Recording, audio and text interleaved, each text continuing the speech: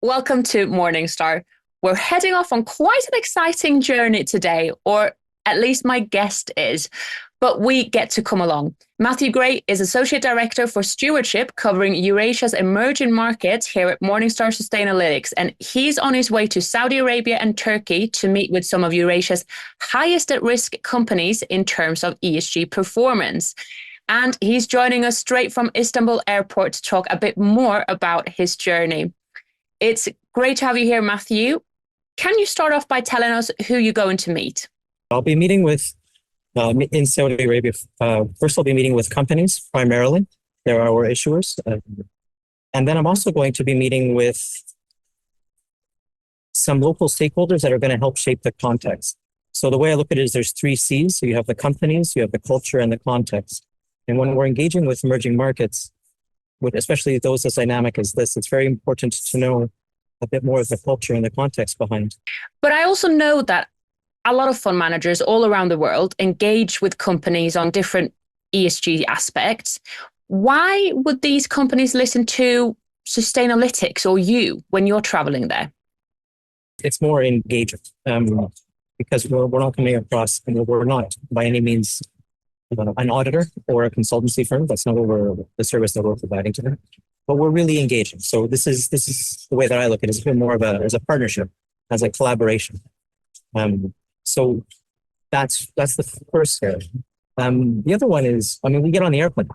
We're going there. We make several visits, field visits, monitoring visits, if you would call them that, but engagement visits overseas. That's something that's a bit unique. Also, we take the long view with these companies. And it's a complementarity to our risk rating, but we do take the long view. We're quite patient. And then we also offer a wide range of technical expertise and contextual expertise. I've just arrived to Eastern Saudi Arabia. I'm in Dammam. I just took a train, so I'm at the train station here. It's about 4.5 hours.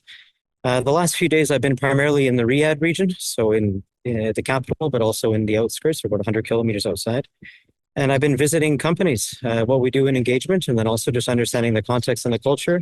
So meeting with UN Global Compact, the head of the UN's office as well, with the stock exchange, also with some government. And also done 2 site visits as well. So visiting a dairy farm, and then also a large bread packing facility as well.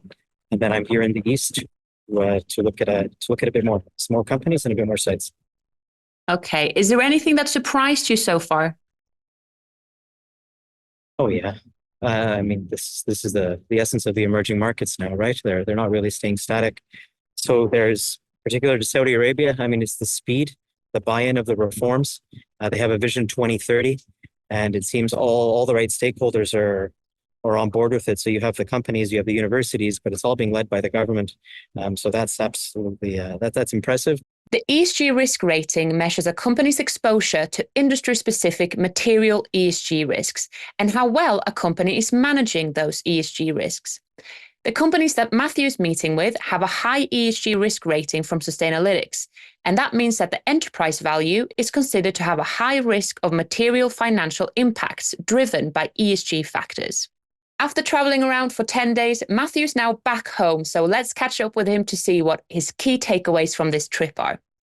Across most of the companies, a common issue that they have is on energy emissions, their emissions usage. There's also some water, governance, human capital, but one of the main recurring ones is on energy. And this ranges from supermarkets, the shipping that they use, to dairy production, to manufacturing, to production, to utilities.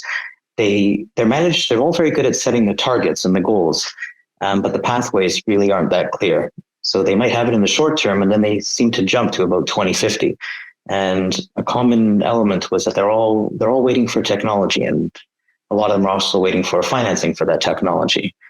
And another element is that they're looking very much at carbon intensity output. So instead of the total amount of emissions that they're emitting. So what they're doing is they're sharing with us that it's very much on how much carbon they're able to reduce per output, rather than looking at the whole amount in terms of wider volume.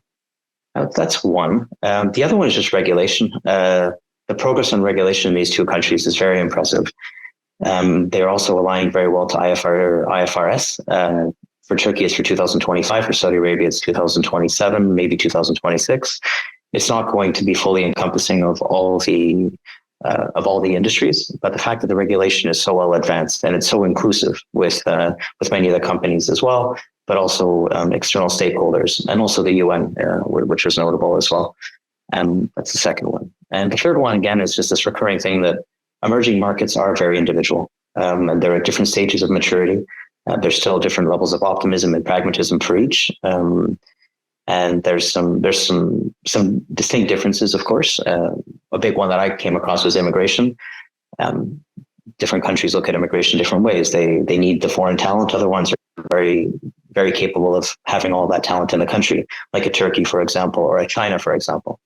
But the United States or Western countries, they're able to build based on immigration. And also we see that a lot in the Gulf now. They're very dependent on that foreign talent. Thank you so much, Matthew, for taking us along this journey. And until next time, I'm Joanna England for Morningstar.